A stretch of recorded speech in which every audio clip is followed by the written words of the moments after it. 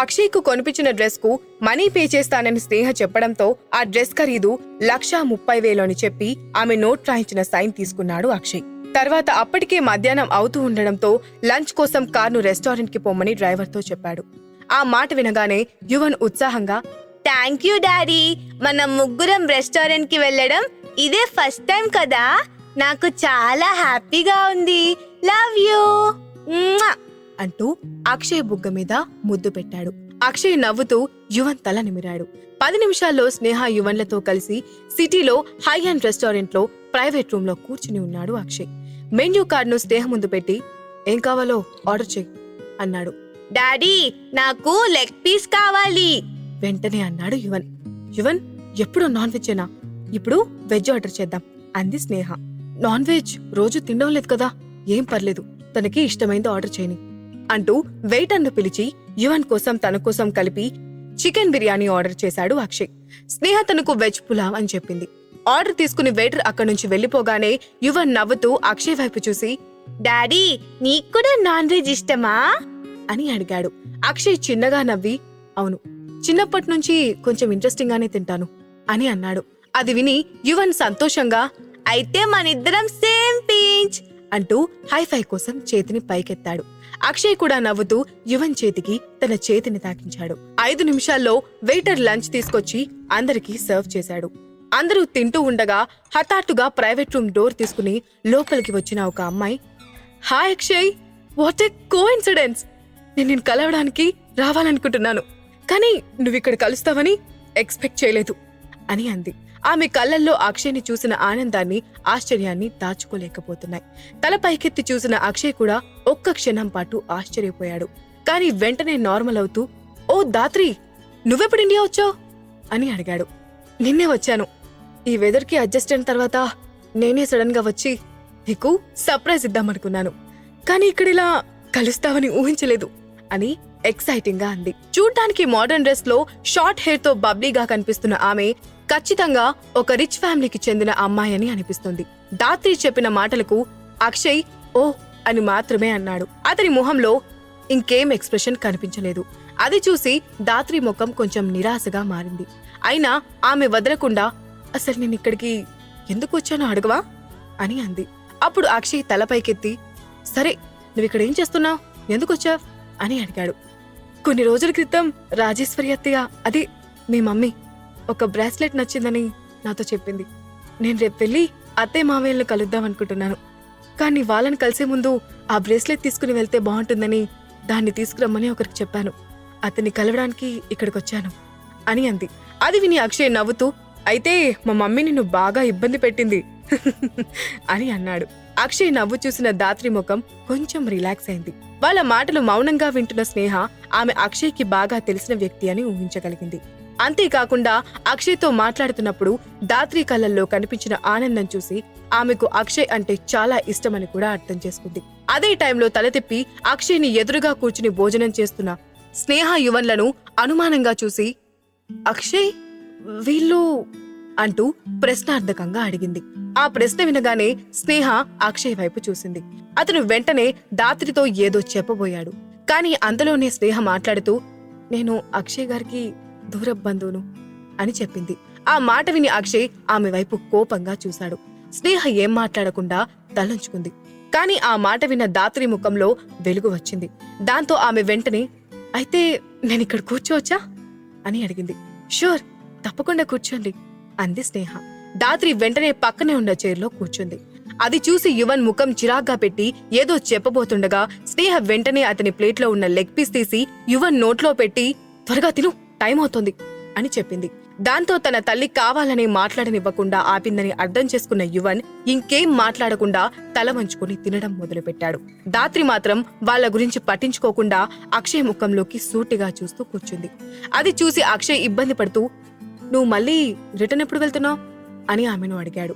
అప్పుడు దాత్రి, లేదు, ఈసారి మళ్ళీ రిటర్న్ వెళ్ళాలనుకోవట్లేదు, మా ఫ్యామిలీ బిజినెస్ ను టేక్ ఓవర్ చేయాలనుకుంటున్నాను, దానికి నీ హెల్ప్ కావాల్సి ఉంటుంది అని అంది. ఓ ఓకే, షూర్, నో ప్రాబ్లం అని చెప్పాడు అక్షయ్.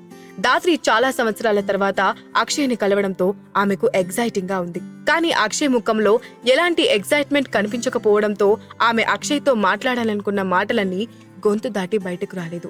దాంతో ఏం మాట్లాడాలో తెలియక పక్కనే ఉన్న స్నేహ వైపు చూసి, మీరు వేద ఫ్యామిలీకి దూరపు బంధువులు అన్నారు కదా, కానీ ఇంతకు ముందెప్పుడూ నేను మిమ్మల్ని చూడలేదే. నేను చిన్నప్పుడు ఇక్కడే పెరిగాను, నాకు అక్షయ్ బంధువులందరూ తెలుసు అని అంది. స్నేహ ఆ ప్రశ్నకు కొంచెం ఇబ్బందిగా కదిలి, నేను చాలా దూరపు బంధువుని, ఈ మధ్య అక్షయ్ గారిని కలిశాను, మీరు మమ్మల్ని చూసే అవకాశం లేదు అని చెప్పింది. దాంతో దాత్రి ఓ అంటూ ఇక టాపిక్ ని కట్ చేసి కాసేపు అక్షయ్తో మాట్లాడింది. కానీ ఆమె కళ్ళు స్నేహను యువన్ను అబ్జర్వ్ చేస్తూనే ఉన్నాయి. ఆమె మనసుకు కూడా ఎక్కడో ఏదో తప్పు జరుగుతుందని అనిపించింది. కాసేపటి తర్వాత దాత్రి, అక్షయ్, నేను నిన్నే తిరిగొచ్చాను, నాకిక్కడ ప్లేసెస్ ఇంకా అలవాటు కాలేదు, సో మనం కాఫీకి వెళ్దామా? జస్ట్ సిటీ చూసి ఇక్కడ విషయాల గురించి చిన్న చిట్ చాట్ చేద్దాం అని అడిగింది. కానీ అక్షయ్ ఏం సమాధానం చెప్పకుండా చిన్నగా నవ్వి, నేను ఆమెను పంపించి రావాలి అంటూ అక్కడి నుండి పైకి లేచాడు. అతని వెనకే స్నేహ యువన్లు కూడా మౌనంగా వెళ్లి కారెక్కారు. అదంతా చూసిన దాత్రి, ఖచ్చితంగా ఇందులో ఏదో ఉంది. అక్షయ్ ఎప్పుడూ ఒక అమ్మాయితో ఇంతసేపు కలిసి కూర్చోడు. నేనిక్కడ లేకపోయినా అతని గురించి నాకు బాగా తెలుసు. కొన్ని సంవత్సరాల క్రితం అతని లైఫ్లో ఉన్న అమ్మాయి తప్ప ఇప్పటి వరకు ఎవ్వరూ లేరు. కానీ సడన్ గా ఈ తల్లి కొడుకులు ఎక్కడి నుండి వచ్చారు? ఈ పిల్లాడి ముఖంలో పోలికలు కూడా అక్షయ్ లాగానే ఎందుకున్నాయి అని అనుకుంది. ఆమె ఆలోచనలు ఎక్కువయ్యే కొద్దీ వాళ్ళ ముగ్గురిపై అనుమానం బలపడింది. దాంతో ఆమె వెళ్లిపోయిన ఆ కార్ వైపే చూస్తూ వెంటనే తన ఫోన్ తీసి డైరెక్ట్ గా అక్షయ్ ఫ్రెండ్ అరుణ్ కి కాల్ చేసింది. అటువైపు నుండి అరుణ్ కాల్ లిఫ్ట్ చేయగానే, అరుణ్, ఇట్స్ మీ దాత్రి, నేను నిన్నే ఇండియా వచ్చాను అని చెప్పింది. అది విని అరుణ్ సంతోషంతో, హే దాత్రి, నువ్వు నిజంగానే వచ్చేసావా? దాట్స్ గ్రేట్ అని ఉత్సాహంగా అన్నాడు. నువ్వెక్కడున్నావు? కాఫీకి కలుద్దామా అని అడిగింది దాత్రి. తప్పకుండా, నాకు లొకేషన్ షేర్ చేయి, నేను వెంటనే వచ్చేస్తాను అని హడావిడిగా ఫోన్ కట్ చేశాడు అరుణ్. కార్లో కూర్చున్న అక్షయ్, స్నేహ ఇద్దరూ మౌనంగా ఉండిపోయారు. యువన్ వాళ్ళిద్దరి వైపే చూస్తూ ఏదో మాట్లాడాలనుకున్నాడు. కానీ తన తల్లి మాట్లాడొద్దని చెప్పిన విషయం గుర్తొచ్చి సైలెంట్ గా ఉండడానికి ప్రయత్నిస్తున్నాడు. కానీ చిన్నవాడు కావడంతో ఎక్కువసేపు తన మనసులో అనుమానాన్ని దాచుకోలేకపోతూ అక్షయ్ వైపు చూసి, డాడీ, ఆ ఆంటీ ఎవరు? ఆమె నీకు తెలుసా అని అడిగాడు. ఆమె మన వేద ఫ్యామిలీకి చెందిన రిలేటివ్స్ లో అమ్మాయి, చిన్నప్పటి నుంచి నాతోనే కలిసి పెరిగింది అని చెబుతూ అనుకోకుండా స్నేహ వైపు చూశాడు అక్షయ్. స్నేహ అతని చూపుల్ని గమనించకుండా కార్ విండోలో నుంచి బయటకు చూస్తూ ఉంది. కానీ అక్షయ్ చెప్పిన మాటలు విని ఆమెకు ఎందుకో లోపల కొంచెం కంగారుగా అనిపించింది. అతను చెప్పిన దాని ప్రకారం వాళ్ళు చైల్డ్హుడ్ ఫ్రెండ్స్. కానీ ఆ దాత్రిని చూస్తే అక్షయ్ పై చాలా ఇంట్రెస్ట్ చూపిస్తోంది. మరి అలాంటప్పుడు అక్షయ్ ఆమెను పెళ్లి చేసుకోకుండా నన్నెందుకు ఫేక్ మ్యారేజ్ చేసుకున్నాడు అని అనుకుంది. ఆమె మనసులో అనేక ప్రశ్నలు మొదలయ్యాయి. కానీ వాటి గురించి పట్టించుకోనట్లు నటిస్తూ విండోలో నుండి బయటికి చూస్తోంది. కాసేపటికి అందరూ ఇంటికి చేరుకోగానే యువన్ పరిగెత్తుకుంటూ అన్నపూర్ణమ్మ దగ్గరికి వెళ్లిపోయాడు. స్నేహ తన రూమ్ లో వెళ్లబోతూ వెనక్కి తిరిగి అక్షయ్ వైపు చూసి, ఈరోజు నన్ను షాపింగ్ కి తీసుకెళ్లేందుకు థ్యాంక్స్ అని చెప్పి లోపలికి వెళ్లిపోయింది.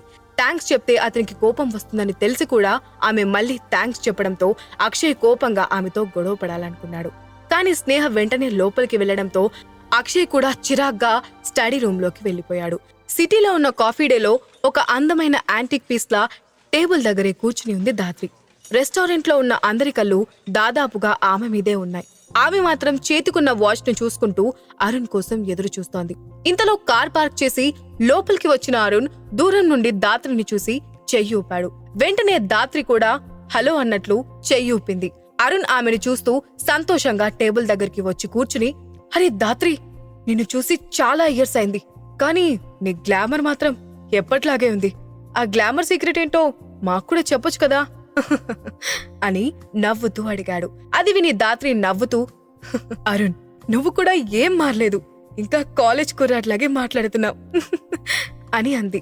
ఆ నవ్వు అతని హృదయాన్ని కలవరపరిచింది. ఇంతలో వెయిటర్ రావడంతో 2 కోల్డ్ కాఫీ అని ఆర్డర్ చేసింది దాత్రి. అప్పుడు అరుణ్, ఇప్పుడు చెప్పు, ఎలా ఉన్నావు, ఏం చేస్తున్నావు అని క్యూరియస్ గా అడిగాడు. దాత్రి నవ్వుతూ, నా సంగతి సరే కానీ ఇక్కడ మాత్రం చాలా మార్పులు జరిగినట్లున్నాయి. ముఖ్యంగా అక్షయ్ విషయంలో. అతని పక్కనే కొత్తగా ఒక అమ్మాయి కనిపిస్తుంది. పేరు స్నేహ అట. ఎవరామే అని అనుమానంగా అడిగింది. ఆ మాట వినగానే దాత్రి తనను పిలిచింది అక్షయ్ గురించి తెలుసుకోవడానికని అర్థం చేసుకున్నాడు అరుణ్. వెంటనే అతని కళ్ళల్లో ఒక డిసప్పాయింట్మెంట్ కదలాడింది. కానీ వెంటనే దానిని దాచుకుంటూ అప్పుడే వెయిటర్ తీసుకొచ్చిన కాఫీ అందుకుని, అవును స్నేహ, నాకు ఆమె తెలుసు, విషయమేంటి అని అడిగాడు. అది వినగానే దాత్రి ఆశ్చర్యపోయి ఎక్సైట్ అవుతూ, అంటే వాళ్ళిద్దరి మధ్య ఉన్న రిలేషన్ ఏంటో నీకు తెలుసా అని ఆత్రంగా అడిగింది. దాత్రి ఖచ్చితంగా ఆ ప్రశ్న అడుగుతుందని ఊహించిన అరుణ్ చిన్నగా నవ్వుకుని, నీకు చెప్పడం పెద్ద సమస్య కాదు, కానీ నువ్వు నాకొక ప్రామిస్ చేయాలి అని అన్నాడు. దాంతో ఆతృత పెరిగిపోయిన దాత్రి ఇంకేం ఆలోచించకుండా హడావిడిగా, సరే ఏం ప్రామిస్ కావాలో చెప్పు, చేస్తాను అని అంది. ఆమె తొందరను చూసి అరుణ్ నవ్వుతూ, నువ్వేం కంగారు పడకు, నేనెక్కువేం అడగను, జస్ట్ నాకు లంచ్ ట్రీట్ గా ఇవ్వు అన్నాడు. దానికి దాత్రి వెంటనే ఒప్పుకుంటూ, ఓకే నాకేం ప్రాబ్లం లేదు అని అంది. అప్పుడు అరుణ్ నవ్వి, సరే నీకేం కావాలో చెప్పు, అయినా అక్షయ్ ఆమెవరో నీకు చెప్పే ఉంటాడు కదా, ఏం చెప్పాడు అని క్యాజువల్ గా అడిగాడు. దాంతో దాత్రి అక్షయ్కి తనకు మధ్య జరిగిన సంభాషణ మొత్తం అతనితో చెప్పి, ఆ స్నేహ డిస్టెంట్ రిలేటివ్ అని చెప్తున్నారు, నిజంగా ఆమె వాళ్ళకు బంధువేనా అని అడిగింది. అరుణ్ ఒక్క క్షణం ఆలోచిస్తూ, అక్షయ్ దాత్రికి నిజం చెప్పలేదంటే ఈ విషయం ఆమెతో చెప్పడం అతనికి ఇష్టం లేదేమో, అలాంటప్పుడు నేను నిజం చెప్పడం మంచిది కాదు అని మనసులోనే అనుకున్నాడు. చెప్పరుణ్, ఆమె నిజంగా డిస్టెంట్ రిలేటివ్నా అని దాత్రి మళ్లీ అడగడంతో అరుణ్ మాట్లాడుతూ, అవును నిజమే, వేద ఫ్యామిలీది చాలా పెద్ద బిజినెస్ కదా, అతనికి ఎక్కువ మంది రిలేటివ్స్ ఉండడంలో ఆశ్చర్యం లేదు, దాని గురించి ఎక్కువగా ఆలోచించాల్సిందేముంది అని అన్నాడు. దాంతో దాత్రి కొంచెం ఊపిరి పీల్చుకుంటూ, అంటే అది నిజమే అన్నమాట అని అంది. దాత్రి ముఖంలో కనిపించిన రిలాక్సేషన్ చూడగానే అరుణ్కి తాను తాగుతున్న కాఫీ చేదుగా అనిపించింది. షాపింగ్ నుండి వచ్చిన తర్వాత ఆఫీస్ పనుల్లో బిజీ అయిపోయాడు అక్షయ్. రేహ గురించి నిజం తెలుసుకోగలదా? ఈ ప్రశ్నలకు సమాధానాలు తెలుసుకోవాలంటే నెక్స్ట్ ఎపిసోడ్ వినాల్సిందే. క్రింద ఇచ్చిన లింక్ ని క్లిక్ చేసి పాకెట్ ఎఫ్ఎం యాప్ ని ఇన్స్టాల్ చేసుకోండి. Stay tuned to Pocket FM.